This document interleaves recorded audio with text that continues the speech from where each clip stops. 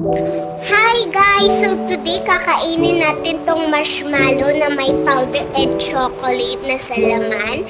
So yan, kainin na natin. So yan, ang sarap. Grabe guys. Tinda po namin yan.